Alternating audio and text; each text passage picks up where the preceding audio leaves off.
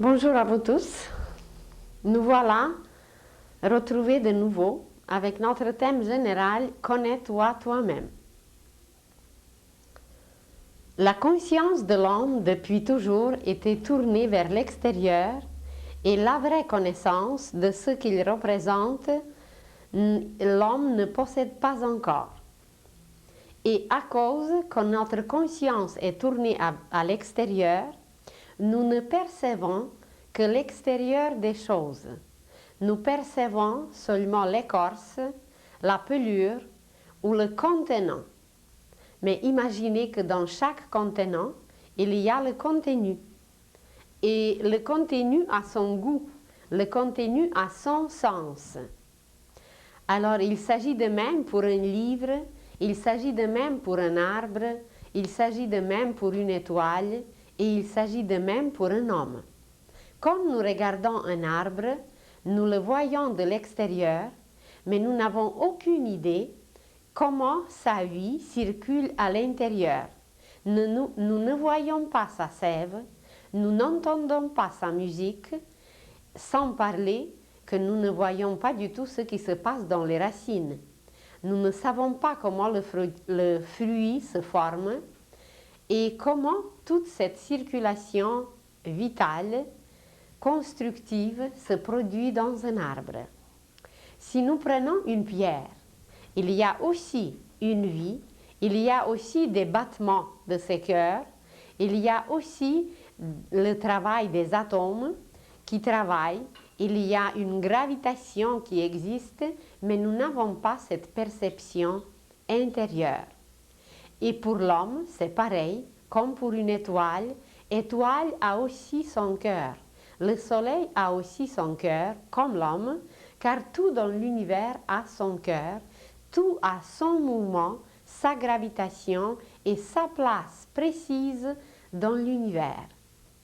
Et nous nous retrouvons présentement dans une période où la Terre entre dans un autre mouvement, où la Terre, dans son rythme gravitationnel, va pénétrer tout à fait une autre sphère, une sphère nouvelle qui exigera et d'elle-même et de nous tout à fait un nouveau rythme.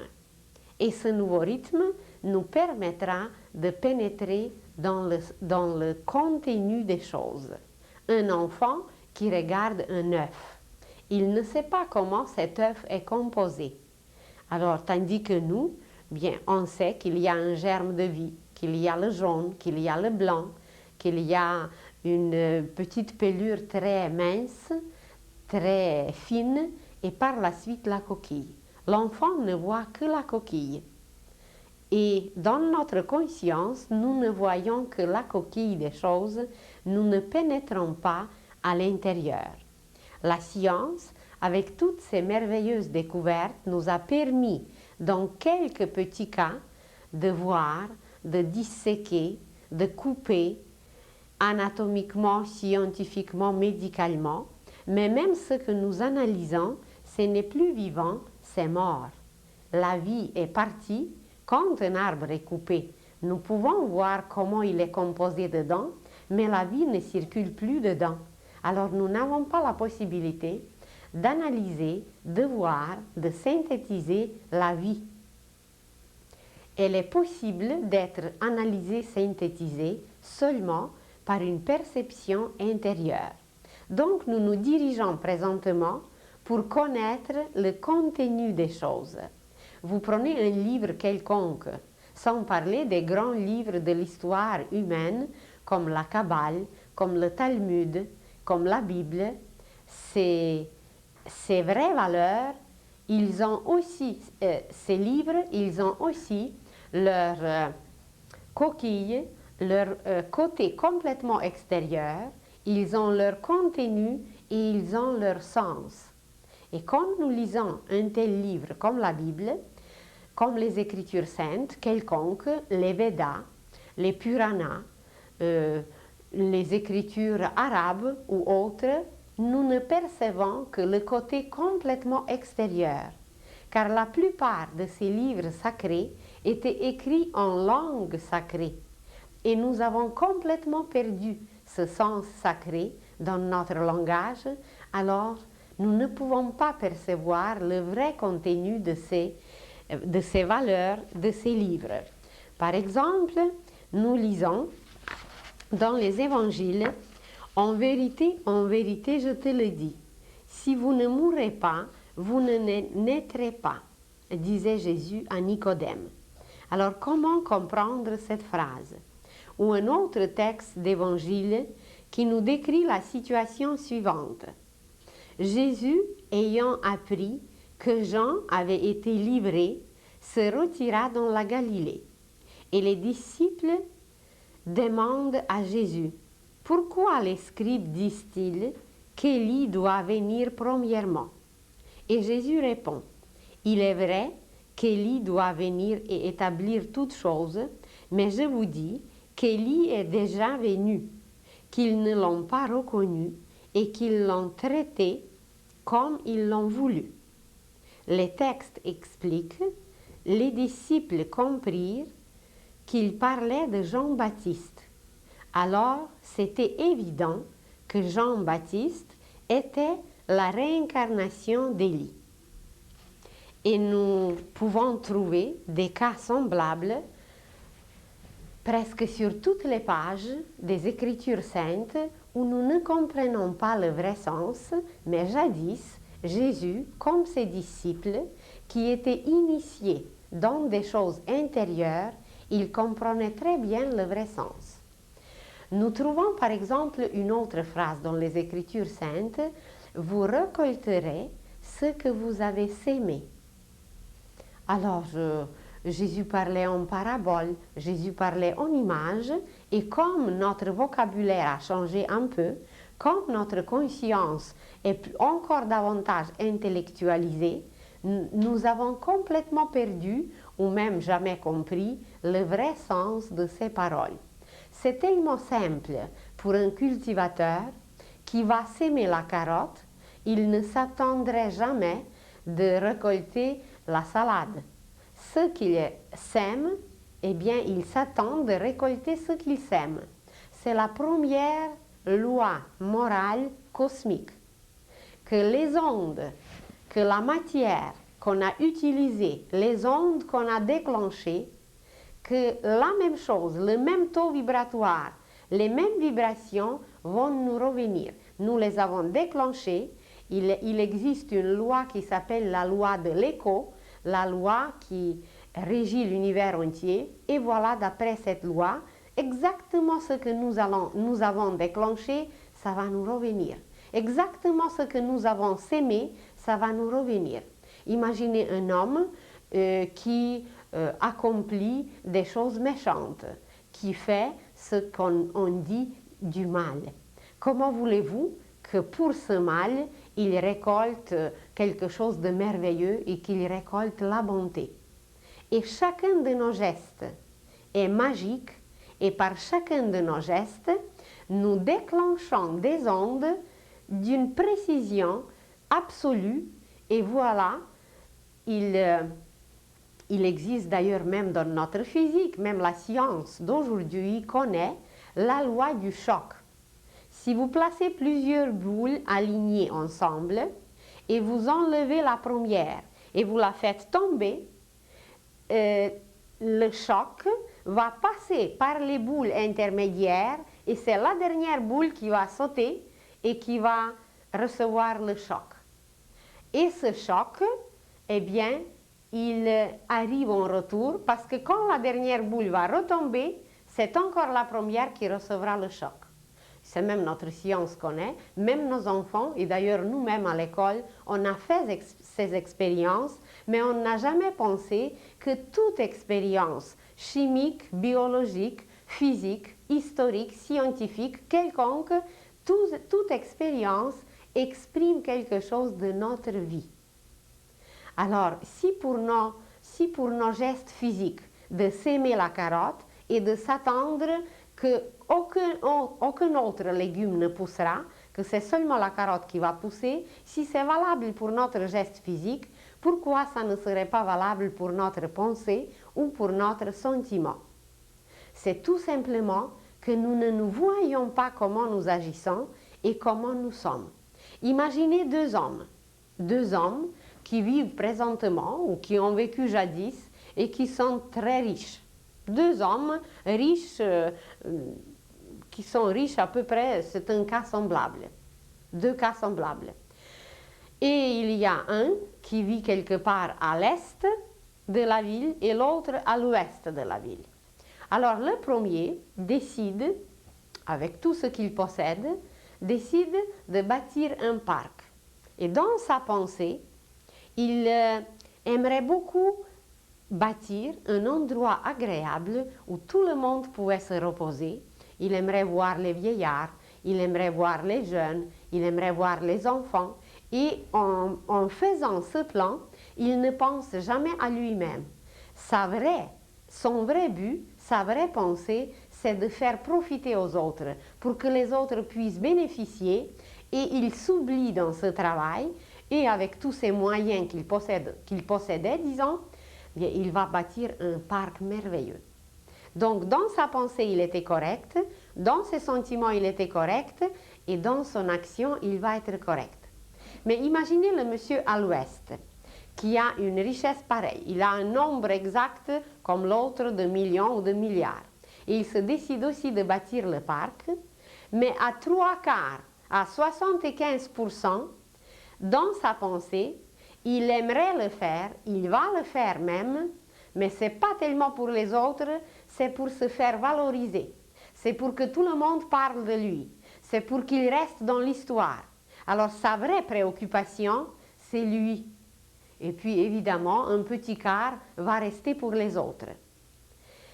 Et nous ne savons pas qu'est-ce que la pensée de chacun provoque dans le monde invisible, dans l'éther cosmique. Parce que l'une pensée comme l'autre, elle va être enregistrée. Et cette motivation qui est très honnête, qui est très altruiste chez le premier, cette motivation chez l'autre va provoquer des résultats complètement différents.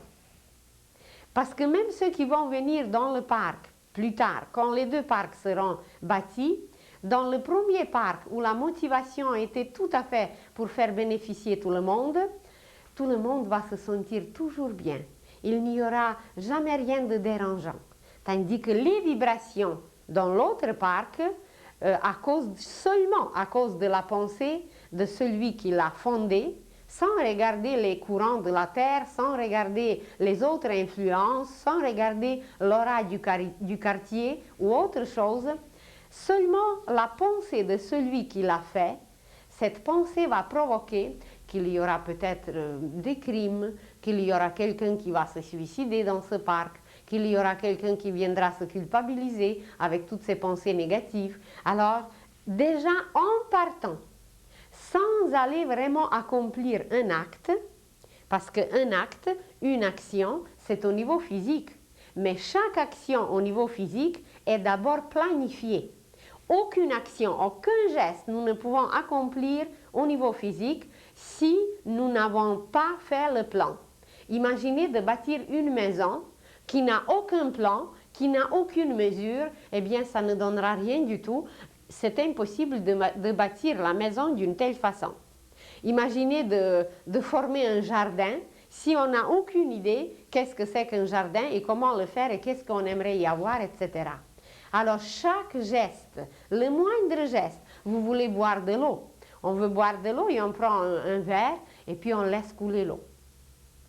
On veut manger, on veut aller se promener, on veut aller faire des courses, tout ce qu'on va faire, c'est d'abord planifié dans la pensée. Et si le plan est déjà en partant déformé, imaginez à quel point l'action va être déformée.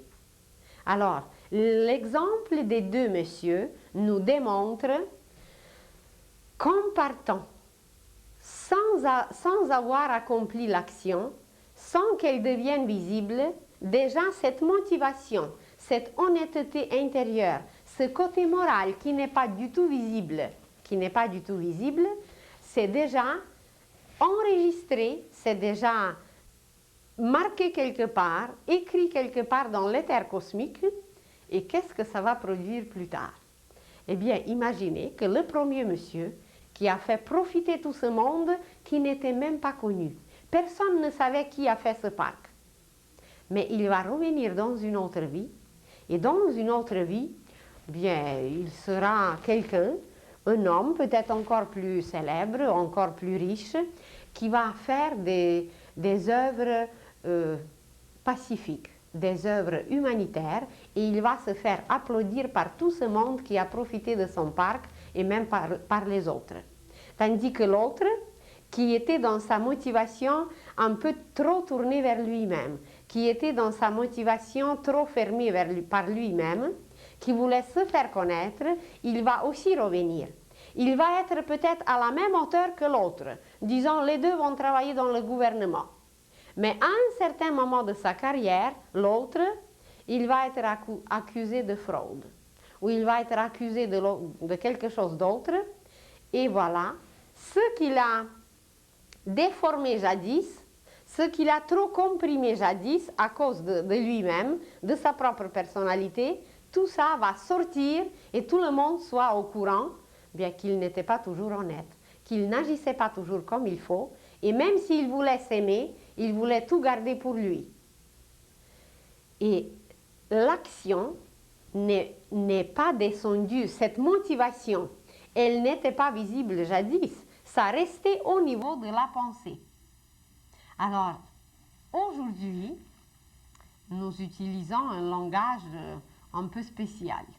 Ce n'est plus un langage comme on a utilisé il y a 2000 ans. Jésus parlait en parabole, on nous expliquait par les images, même les Écritures saintes expliquaient tout comme pour les enfants, parce que notre conscience était enfantine. Mais comme aujourd'hui, on connaît nous un peu les mots scientifiques, les mots exotiques, alors on prend souvent les mots qui sont utilisés par les Écritures saintes hindoues. Et voilà, le mot action, qui est un mot le plus simple, le plus compréhensible, dans un certain langage, aujourd'hui, dans certaines écoles, on n'utilise pas le mot action, mais au lieu de dire action, on dit karma. Et karma, ce n'est rien d'autre qu'une action. De semer la carotte, c'est une action. Mais quand on a semé la carotte, il faut s'attendre que c'est la carotte qui poussera. Ça veut dire quand on fait du bien, il faut s'attendre qu'on recevra le bien. Mais quand on fait le crime, quand on accomplit quelque chose qui déforme la lumière divine, qui détruit, eh bien, il faut s'attendre absolument à la même chose. Car c'est peser sur la balance divine avec une exactitude absolue. Et nous recevons seulement ce que nous méritons. Et quand l'humanité connaîtra seulement ces deux lois, la loi de la réincarnation et la loi du karma, ou la loi de l'action en retour, du choc en retour, tous les problèmes seront résolus, car l'homme deviendra conscient de ses actes, de ses actions, et il va devenir son propre cultivateur, et il saura que ce qu'il a sémé, c'est ça qu'il va ramasser, c'est ça qu'il va récolter. Et on ne peut plus maintenant aujourd'hui s'excuser qu'on ne nous a jamais parlé de ça, parce que Jésus l'a très bien expliqué, même en image, mais on n'a jamais cru et on n'a jamais voulu comprendre. Et aujourd'hui, on continue à s'obstiner à cela, même si nous voyons chaque année de tomber les feuilles d'un arbre. Ça veut dire la réincarnation des feuilles. Ça veut dire que la vie retourne dans la chair. C'est rien d'autre. C'est seulement retourner de nouveau dans la chair pour former un fruit. Eh bien, nous continuons à nous obstiner, mais malgré ça, les lois cosmiques sont là, les lois universelles agissent. Imaginez un enfant qui va dire ben, « moi, je ne suis pas d'accord que j'ai un cœur ». Il ne pourrait même pas prononcer un nom, ni faire un mot, ni faire un pas, ni faire une respiration s'il n'avait pas de cœur. Alors, dans notre vision extérieure, dans cette compréhension limitée, dans cette conscience trop étroite, nous continuons à s'obstiner aux lois cosmiques qui sont depuis toujours là, et nous continuons à être malheureux et à être tels que nous sommes, au lieu de s'ouvrir, d'accepter et d'agir autrement d'arranger la vie au lieu de la déranger, de l'organiser au lieu de la désorganiser. Et d'ailleurs, tout est là, c'est rien de nouveau. Il n'y a rien de nouveau que nous pouvons apprendre, c'est une répétition avec un autre vocabulaire qui a changé un peu, parce que tout a changé un peu. Alors, la loi des cycles, la loi des saisons, la loi de revenir dans la chair pour retirer la qualité, pour produire toujours des meilleurs et des meilleurs fruits, c'est une des lois. Et une autre loi, c'est que ce que nous avons déclenché, ce que nous avons provoqué, ce que nous avons sémé, c'est exactement ce qui va nous revenir et absolument rien d'autre. Évidemment, si c'était pour le bien, ça va nous revenir au centuple. Parce que si on a sémé un grain, prenez juste le blé. Imaginez comment la nature est généreuse et comment la miséricorde divine est grande, que pour un seul petit grain, on reçoit tout épi. Alors, une autre loi qui est absolument indispensable à connaître pour tout savoir, pour tout organiser, pour tout comprendre, c'est la loi de l'action ou du choc en retour, ou de la loi de l'écho, ou la loi des causes et des conséquences. Qu'une telle cause provoque une telle conséquence. Et ce qui est le plus extraordinaire, c'est que toutes les causes de ce qui nous arrive, de nos conséquences, les causes sont en nous, eh bien les conséquences sont à nous, car tout nous revient. La petite image que vous voyez ici, eh bien, on va utiliser ce langage d'aujourd'hui, au lieu de dire toute une phrase, la loi des causes et des conséquences, nous allons nous dire tout simplement le karma. Alors le karma, avant de devenir l'action visible, avant de devenir une vraie action qui est devant tout le monde, qui se présente devant tous, elle se dessine, elle se forme au niveau mental et ça s'appelle tout simplement le karma de la pensée ou le karma mental. Les deux messieurs n'étaient pas visibles pour tout le monde. Personne ne savait comment ils pensaient. Personne au monde ne savait, mais c'était inscrit quelque part et selon la valeur de cette pensée, selon la motivation, leur motivation, alors d'après cette motivation, ils reçoivent par la suite en retour ce qu'ils ont émis, ce qu'ils ont déclenché.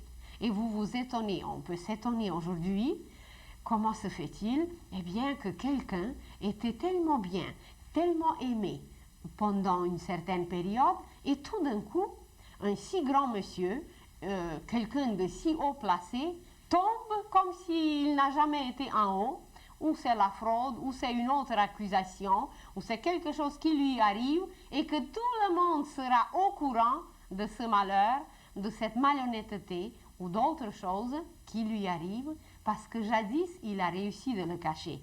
Mais même s'il a réussi de le cacher jadis, eh bien, présentement, ça va se montrer, et tous ceux qu'il voulait embobiner, qu'il voulait avoir, alors tous ceux seront au courant comment il est, comment il était, mais personne ne sait que c'est lui-même qui a sémé ce qui lui arrive aujourd'hui. Alors même dans notre pensée, même la pensée dans l'avenir, nous allons pénétrer dans notre pensée, nous allons la maîtriser, nous allons la diriger, car tous nos plans nous appartiennent et les plans de tous nos gestes sont là. Vous voulez faire un voyage et évidemment que d'abord on pense, exactement comme pour le jardin ou comme pour la maison, seulement le plan est un peu différent, les lignes, le tracé est un peu différent, mais le reste, c'est cette matière mentale qui compose ce plan. Alors, chaque geste est précédé avant tout par la pensée qui forme le germe du karma. Ce n'est pas encore l'action, mais c'est déjà son germe, et si ce germe n'est pas sain, c'est que l'action ne sera pas saine. Mais si le germe est sain, eh bien, tout va aller bien. Alors, et même cette sémence, ce germe, il n'est pas visible pour tout le monde parce qu'il est bien caché et nous le portons en nous-mêmes. Alors, personne ne peut savoir si le germe que nous portons est sain ou non. Mais ça va se montrer sur les produits, sur les fruits. Imaginez quelqu'un qui pense aujourd'hui de produire les bombes. On ne le connaît même pas. Personne au monde ne le connaît. Celui qui produit, celui qui fait les plans, celui qui détermine le nombre, celui qui finance, ils ne sont pas connus du tout. Et pourtant, la terre entière est couverte d'armes et de toute cette production destructive. On ne les connaît pas, mais c'est écrit quelque part. C'est écrit même dans le mental terrestre. Parce que l'homme, notre cerveau, compose la tête de la terre, compose le cerveau de la terre. Alors, la pensée de chacun agit parce que tous les humains ensemble composent le cerveau de la terre. Et dans ce cerveau de la terre, la pensée de chacun, la conscience de chacun représente une petite partie, un petit centre, c'est ça, c'est un petit centre qui agit. Et si ce centre, ça veut dire chaque homme, un homme quelque part, s'il est pour la destruction, et s'il y a 3/4 pour la destruction, c'est que le cerveau de la Terre est malade, le cerveau de la Terre ne peut pas fonctionner parce qu'il est plus pour la destruction que pour la construction, et nous venons sur la Terre non pour détruire, mais pour créer. Alors déjà, en partant, ce germe qui n'a pas encore donné l'action n'est pas encore visible, mais la motivation, cette sémence, ce plan, est déjà correct ou déformé, bon ou mauvais. Et selon ce plan, notre action va devenir telle que le plan était. Mais la pensée, ce n'est pas tout. Pour accomplir quelque chose que nous avons fait, vous avez projeté une maison, vous avez le plan. Mais si vous n'aimez vraiment pas cette maison, même si le plan est fait, même si le plan est parfait, si vous n'aimez pas quelque chose, eh bien ça ne marchera pas. Vous allez ou déchirer le plan, ou jeter le plan.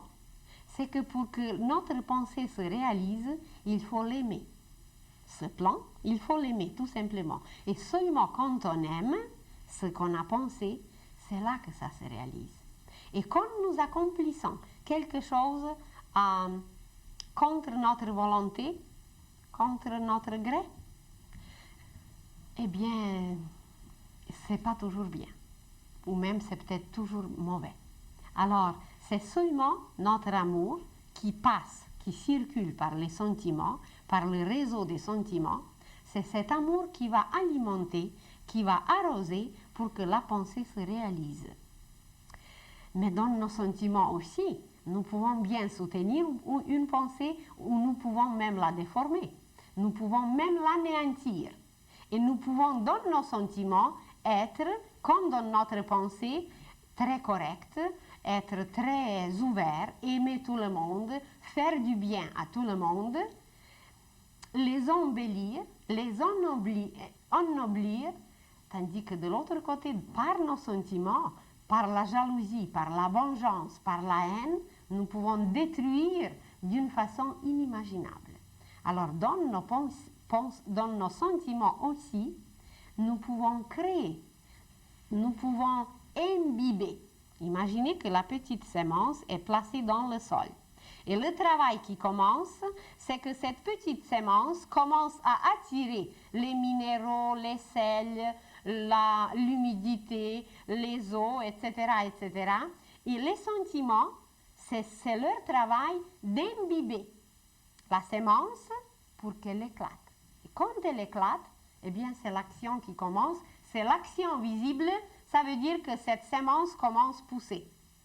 Alors, quand elle commence à pousser, c'est l'action visible, mais avant qu'elle puisse pousser, il faut qu'elle soit remplie de vie, qu'elle soit remplie d'éléments nécessaires. Et ce processus de remplir la petite sémence d'éléments nécessaires, c'est les sentiments ou l'amour qui le fait. C'est l'amour qui amène la vie. Alors, dans nos sentiments, nous accomplissons un travail intermédiaire, mais un travail absolument indispensable pour que toute œuvre, pour que toute pensée puisse se réaliser. Si la pensée reste sèche, si la pensée n'a reçu aucun minéral, aucun soutien, aucun aliment des sentiments, bien, elle ne se réalisera jamais. Alors, c'est les sentiments qui la soutiennent, c'est les sentiments qui la vivifient, qui lui amènent tous les éléments nécessaires pour que cette petite sémence puisse éclore, pousser, croître, et c'est là que l'action visible commence. Imaginez un curé. Ça fait déjà très longtemps qu'il était sur la terre. Et ce curé, vous savez comment ça marche. La nature humaine, elle est là. Mais malgré cette nature, bien, il était décidé parce que sa mère voulait, parce que la famille voulait qu'il devienne un curé. Et alors, il a donné les vœux comme ça, il a donné les vœux comme ça, les vœux de célibat et d'autres vœux. Tout ce qu'il fallait, qu'on exigeait de lui, il l'a accompli bien. Mais il était encore assez jeune, il était peu expérimenté, et voilà, la vie continue, et c'était quand même un homme très fort, un homme très viril, un homme très vigoureux, un homme très correct. Eh bien, il parlait, il prêchait, il faisait tout ce qu'il fallait, mais dans ses sentiments. Comme c'est quand même une vie particulière, même s'il a décidé de bon cœur, même il voulait faire toujours bien, devant tout le monde, devant le village entier, c'était un homme très correct. Il n'a jamais rien transgressé, il n'a jamais rien commis, et tout le monde l'aimait, et il était très bien.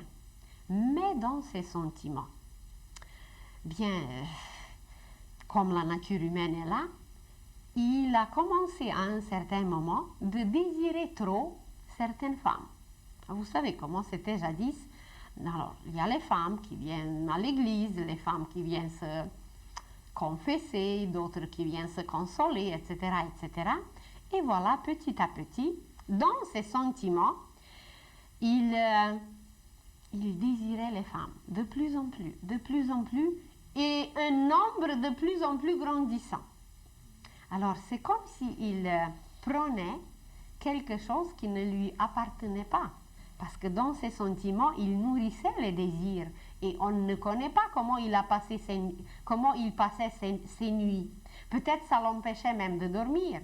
Quand la femme qu'il désirait dormait, alors c'est qu'il l'empêchait de faire un autre travail qu'elle devait faire au niveau astral, sentimental. Alors, comme personne ne le savait, il passait pour un prêtre tout à fait correct. Mais ces désirs exagérés, ces désirs qui étaient trop personnels, c'est qu'en réalité, il enlevait les femmes aux autres, juste sur un plan. Il n'accomplissait pas le geste, il n'allait pas le faire physiquement, mais dans ses désirs, il le faisait. Alors cette exagération, elle va se manifester une autre fois, parce qu'il a fait quelque chose qu'il ne fallait pas. C'était pas visible, mais c'était juste au niveau des sentiments. Mais déjà, il a créé un autre karma, il a trop gonflé sa sémence. Il avait sa sémence de prêcher la parole divine, de servir l'Église comme il faut, mais il a tellement gonflé que sa sémence est devenue trop humide.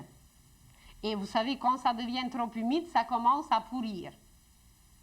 Alors, quand ça commence à pourrir, eh bien, ça ne peut pas donner une plante, une pousse en bonne santé.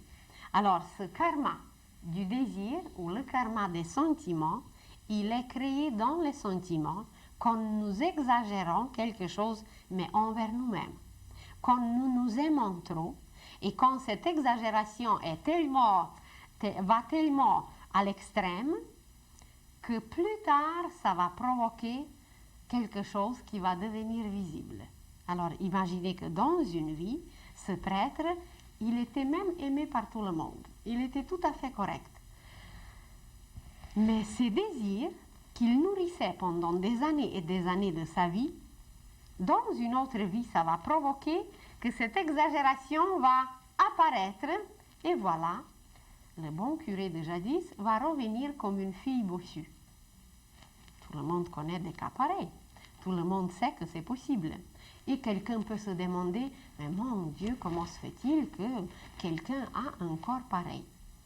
Eh bien, c'est que ce qui était exagéré, ce qui a formé un amas, un tas, jadis, eh bien, cet amas s'est cristallisé, cet amas s'est solidifié trop, et voilà, ça va apparaître comme une bosse. Évidemment, ce n'est pas dans tous les cas comme ça, il y a des cas différents, mais c'est juste un exemple que cette exagération est devenue visible. Et que ce qu'il voulait trop, il désirait quelque chose de trop, il désirait les autres, et qu'aujourd'hui, il ne va pas se faire désirer par les autres. Il n'y aura presque personne qui va l'aimer. Et c'est peut-être les mêmes paroissiens qui reviendront. Et ces femmes qu'il voulait, ça seront des garçons, des jeunes hommes du village. Et parmi ces jeunes hommes, il n'y aura personne qui voudra cette jeune fille. Parce que c'était jadis exagéré. Jadis, c'est lui qui leur a fait un peu de mal, mais c'était au niveau invisible. Et voilà, aujourd'hui, cette fille ne sera pas aimée par aucun garçon du village. Mais comme la miséricorde divine est grande, imaginez que cette fille est née dans la famille de meunier. Et elle est sa fille unique. Et le meunier est l'homme le plus riche du village. Et comme il est le plus riche du village, eh bien, avec sa richesse, il peut arranger beaucoup de choses. Alors, imaginez un autre monsieur qui travaille chez lui et qui a 16 enfants. Et que parmi ces 16 enfants, son fils aîné vient quelquefois travailler avec lui dans le moulin. Et voilà, le meunier qui voulait quand même avoir des héritiers, qui a besoin de travailleurs, qui a besoin quand même de marier sa fille, avec le père du jeune homme qui est pauvre, eh bien, il peut même arranger un mariage et le père va obliger son fils, qui est peut-être le plus beau garçon du village, il va obliger son fils de marier la jeune fille qui est bossue. Et là, on peut décrire tout un roman, comment ça continue, parce que évidemment, que jeune homme, même s'il va la marier, eh bien, il va avoir à côté une maîtresse. Et la jeune fille a encore la chance d'accepter sa situation, c'est que sa mère est très pieuse. Sa mère est très correcte et sa mère prie beaucoup pour elle. Et la jeune fille, elle peut devenir bonne comme sa mère, et puis d'accepter son sort, ou elle peut, par la jalousie, par la haine, par tout ce que ces sentiments négatifs peuvent provoquer, elle peut devenir très méchante, elle peut même aller chercher des sorcières et de jeter le mauvais sort et aller très très loin dans sa destructivité, dans son exagération. Et puis voilà, on peut décrire des romans et des romans. Et ce sont des faits très véridiques, ce sont des faits qu'on a sémés nous-mêmes, qu'on a provoqués nous-mêmes, qu'on a engendrés nous-mêmes. Mais tout, absolument tout ce qui nous arrive, c'est que nous étions la cause. C'est que nous avons déclenché une énergie qui est allée très loin. Et là, elle s'est frappée. Et voilà, elle va nous revenir, mais elle va nous revenir sous une autre forme. Le côté qualité morale va rester le même, bien ou mal, exagéré ou bien mesuré, mais elle va nous revenir avec une exactitude absolue. Et là, nous parlons encore du plan qui n'est pas visible. Le curé n'a rien fait. Personne ne sait pourquoi la jeune fille est bossue. On ne voit pas la cause. Et il y a pour chaque être humain, les causes de tout ce qui nous arrive sont quelquefois très très lointaines. Imaginez, je rencontre une jeune fille qui est la fille d'un médecin. La fille d'aujourd'hui, une fille moderne, une fille étudiante, une fille ravissante. Et la fille est extrêmement malheureuse. On lui a parlé un peu qu'il y a des choses qu'on peut voir. Elle croit un peu que le passé existe. Elle croit un peu à certaines choses, mais elle n'est pas trop éclairée, mais elle se sent malheureuse et elle cherche d'être éclairée. Et elle vient, et elle commence, elle dit, il faut que je vous explique ma situation. J'ai parlé au curé, j'ai parlé au psychanalyste, au psychothérapeute, à toutes sortes de psy, et puis elle dit, personne ne peut m'éclairer et m'expliquer pourquoi je suis dans la situation telle qu'elle. Alors, je l'écoute, et puis elle raconte qu'une seule fois dans sa vie, elle a fait du stop. Je ne sais pas pour quelle raison. Et qu'une seule fois, elle était amenée comme ça en voiture par deux garçons, et qu'en route, ils l'ont violée. Et qu'elle n'a jamais accepté ça, et qu'elle est tombée enceinte, et que ses parents ont très bien accepté tout ça, et qu'ils étaient même heureux, que le bébé est extraordinaire, que c'est déjà une petite fille, mais qu'elle n'a jamais accepté ça. Comment à elle, à une fille de médecin, à une étudiante, à une fille ravissante, comment une affaire pareille a pu arriver? Et alors on regarde un peu d'où ça vient. Et dans une vie passée, 5e, 6e siècle après Jésus-Christ, elle était un soldat dans l'armée de Genghis Khan.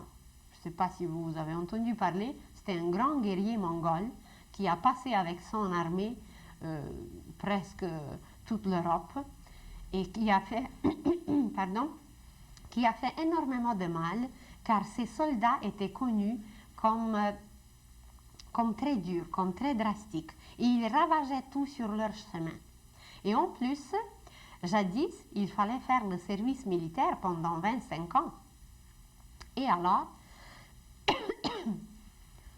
cette fille, qui était un officier très brave, qui était un officier extraordinaire, comme elle était déjà depuis longtemps au service, comme c'était dur dans l'armée, alors une fois, il passe par un village. Et dans ce village, il entre dans une petite maisonnette où il y avait une belle jeune femme, un petit bébé, quelque part dans le berceau, et il y avait son mari qui était un peu déjà vieux, qui était un peu, chez nous on dit comme un vieux champignon, mais ça ne fait rien, il était là et puis il était un peu malade. Alors le jeune officier attache le mari auprès d'un poteau quelque part, il viole la femme et il tue l'enfant pour montrer comment il était courageux, comment il était comme un bon soldat. Et alors les siècles passent et le soldat a pu passer ailleurs d'autres vies, mais il n'a pas réglé ce qu'il a accompli jadis. Et voilà, le soldat revient aujourd'hui, il a fait quand même des bonnes choses ailleurs, qui lui ont permis de revenir dans les conditions très favorables, que ses parents sont suffisamment riches, qu'il peut étudier aujourd'hui et que les parents acceptent l'enfant, tout est bien arrangé. Mais la fille elle-même n'accepte pas la situation dans laquelle elle se trouve. Et alors, d'abord elle était surprise, mais par la suite, elle était même je sais pas, agréablement étonnée qu'en réalité c'est elle qui est capable d'arranger tout, que c'est elle qui est la cause de tout. Et puis elle dit c'est presque incroyable. Je dis c'est très bien que vous dites que c'est presque incroyable, parce que c'est croyable. Et voilà, et petit à petit, je l'ai revue par la suite, et puis elle a très bien accepté tout ça. Quelqu'un peut être même choqué.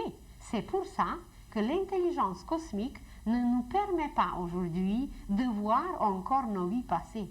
Parce que si vous le saviez seulement qu'est-ce qu'on a fait dans le passé, des coups, de toutes sortes de coups, de toutes sortes de choses, et qu'aujourd'hui, surtout dans cette vie, nous avons énormément de dettes de payer. Et je crois que nous avons presque pas parlé des suicides, car une des causes qu'on a trop de dettes à payer, une des causes des suicides, c'est qu'on a trop de dettes à payer et que l'intellect n'accepte pas à les payer, l'âme ne projette jamais un suicide. C'est absolument impossible et elle projette seulement ce qu'elle peut supporter. Mais l'intellect, qui est un étudiant en formation, qui n'accepte pas toujours porter son bagage, sa valise, tout ce qu'il a sémé, il ne veut pas s'occuper de son champ, alors l'intellect est capable de nous mener à un autre extrême, de supprimer le corps physique, mais rien n'est réglé. Rien n'est réglé parce que, si vous vous rappelez, on a parlé dans le passé que quand l'âme veut descendre sur la terre, elle propulse une force, comme si nous on donnait un coup au ballon. Et ce coup peut être grand, que le ballon va rouler longtemps, ou qu'il va rouler peu, ou encore moins. Alors, l'âme a donné ce coup, et cette énergie n'était pas épuisée, n'était pas encore utilisée. Alors, c'est juste le corps physique qu'on enlève, mais dans d'autres corps, ça continue, cette propulsion, cette vitalité, ce courant continue à fonctionner, mais le corps physique n'est plus là. Et la personne passe par des souffrances insupportables. Il y a même des livres qui étaient écrits où le père parle avec son fils qui s'est suicidé. Et le fils décrit que le sentiment qu'il a le plus souvent, c'est d'avoir faim. Avoir faim, mais telle faim que c'est absolument insupportable parce qu'il ne peut pas manger. Il n'a pas le corps physique, mais sur d'autres plans, il est absolument affamé, mais le corps physique n'est plus là, il ne peut pas l'utiliser, et voilà, il souffre et ses souffrances sont des milliers de fois plus grandes que dans les cas d'une mort naturelle, d'une mort normale. Mais même dans les cas de suicide, il y a les cas différents et on ne peut pas les juger. D'ailleurs, tout à l'heure, nous parlerons que même si nous sommes les témoins des choses les plus incroyables, des malheurs, nous n'avons jamais le droit de juger parce que nous ne savons pas si c'est vraiment la personne, parce qu'on va parler tout à l'heure, comment ça marche, qu'il y a certaines choses où nous avons déjà déclenché une force, où nous avons déjà sémé, mais il y a certains cas où la personne a choisi exprès quelque chose de dur, quelque chose de malheureux, des souffrances. Elle a choisi exprès pour évoluer plus vite, pour devenir consciente plus rapidement. Comme si un élève, imaginez un élève, les élèves reçoivent les devoirs. Mais un élève qui veut vraiment résoudre quelques problèmes, disons en mathématiques, alors d'autres élèves vont se contenter d'accomplir seulement le devoir. Mais un bon élève qui veut vraiment étudier les hautes mathématiques, il va demander au professeur ou lui-même, il va choisir d'autres exemples à résoudre pour travailler mieux la matière, pour comprendre mieux la matière et surtout pour avancer plus rapidement. Alors, la même chose est possible avant qu'on vienne sur la terre, que nous venons non seulement accomplir nos devoirs, mais que nous avons pris quelque chose de plus. Et les êtres forts, les êtres évolués, les êtres qui ont fait beaucoup de services dans le passé, qui ont servi tout le monde, ces êtres aujourd'hui peuvent passer par des malheurs, ils peuvent passer par les accidents, mais ce n'est pas leur karma. Ils l'ont choisi ou pour avancer eux-mêmes, d'ailleurs on avance toujours bien si on prend les devoirs surplus, mais aussi quelquefois nous le faisons pour notre famille. Quelquefois on peut le faire pour les êtres qu'on aime. Quelquefois on peut le faire pour le pays, pour la nation, et quelquefois même pour la terre entière, pour purifier, pour accélérer, pour soigner et pour faire du bien. Alors à cause de ça, c'est que nous ne savons pas quelle personne souffre pourquoi. Est-ce qu'elle souffre à cause d'elle? Est-ce qu'elle souffre à cause de sa mère? Est-ce qu'elle souffre à cause de sa famille ou pour sa famille, pour purifier quelque chose, pour accélérer et pour évoluer plus vite, pour que tous les membres de la famille évoluent vite, ou même pour toute la race, pour toute la nation. Alors, à cause que nous ne voyons pas quelle est la vraie raison de telle ou de telle chose, nous n'avons jamais, dans aucun cas, nous n'avons jamais le droit de juger. Et pour les suicides, on pourrait en parler beaucoup, mais pour les suicides aussi, nous n'avons pas le droit de juger. Parce que si vous prenez par exemple un officier qui était retenu par l'ennemi, qui était retenu par l'armée opposée. Et cet officier connaît certains secrets. Et qu'il a beaucoup de soldats, je ne sais pas, quelques milliers de soldats qui sont sous sa direction. Mais lui seul était attrapé. Et comme il sait que son système nerveux n'est pas très fort, et comme il sait qu'il ne peut pas supporter le martyre, d'être martyrisé. Alors, en sachant tout ça, il sait que si on le martyrise, il pouvait dévoiler les secrets. Et s'il dévoile les secrets, eh bien, c'est que la vie de ces milliers de soldats qu'il dirigeait, la vie de tout ce monde est en jeu. Alors, il préfère de supprimer sa propre vie et de laisser tout ce monde continuer, s'aimer, faire la guerre, de continuer leurs expériences. Alors, dans ce cas, du point de vue des seigneurs du karma, il y a des seigneurs du karma, les seigneurs de la destinée qui notent chaque geste. Ce n'est pas eux en réalité qui notent. Ils regardent seulement tous ceux qui s'enregistrent. Alors, les seigneurs de la destinée vont regarder tout à fait différemment le cas d'un tel officier qui s'est suicidé pour sauver quelques milliers de soldats, comme le cas d'un jeune garçon ou d'un être quelconque qui s'est suicidé pour ses propres petits problèmes qui n'étaient même pas des problèmes. C'était des petites choses de rien du tout et que voilà, à cause du passé, à cause du système nerveux, à cause de certaines choses, il n'était pas capable de supporter sa tâche, de porter son bagage et que voilà, il a supprimé sa vie. Alors il va être jugé, il va être vu complètement différemment. Alors dans aucun cas, nous ne savons pas quelle était la vraie cause. Lisez seulement l'histoire de Lazare. Lisez seulement comment Jésus a répondu, comment il a décrit quand on lui demande pourquoi il est aveugle, pourquoi c'est comme ça. Alors il répond que c'est ni à cause de lui, ni à cause de ses parents. On lui a demandé directement, est-ce que c'est à cause de lui-même ou à cause des parents? Et voyez, on a même utilisé le mot « à cause », parce que c'est la loi des causes et des effets. Alors on demandait pourquoi l'effet est ainsi. Alors il disait, ce n'est ni à cause de lui, ni à cause de ses parents, c'est pour la gloire de Dieu. C'est montrer comment la miséricorde divine est grande, que même s'il est aveugle, que la bonté divine est si grande qu'il peut devenir voyant, qu'il peut devenir comme il faut, parce que la bonté divine peut tout. Alors c'est juste pour démontrer comment les lois cosmiques sont véridiques et comment cette bonté divine est extraordinaire. Alors là, nous nous sommes arrêtés seulement sur la préparation du karma. Nous ne sommes pas encore rendus à l'acte même, mais même là, quand l'acte apparaît, eh bien, c'est le karma de l'action ou le karma physique, et c'est le troisième plan où l'action apparaît.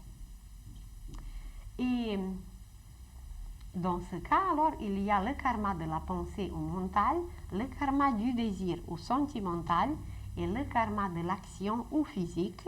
Donc, quand l'action se prépare, elle est dans son plan, elle est dans sa formation.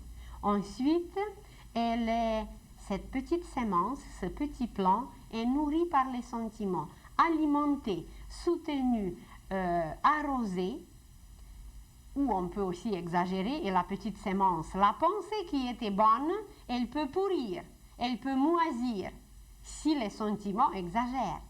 Ou elle peut se dessécher aussi, si les sentiments ne soutiennent et n'alimentent pas assez cette pensée. Et seulement par la suite, l'action devient visible, et c'est là qu'on crée vraiment, qu'on sème, et que voilà, ensuite on récolte ce qu'on a sémé. Et même peut-être prochainement, on pourrait encore mentionner davantage et s'arrêter davantage sur le suicide, comment ça marche, pourquoi c'est ainsi aujourd'hui.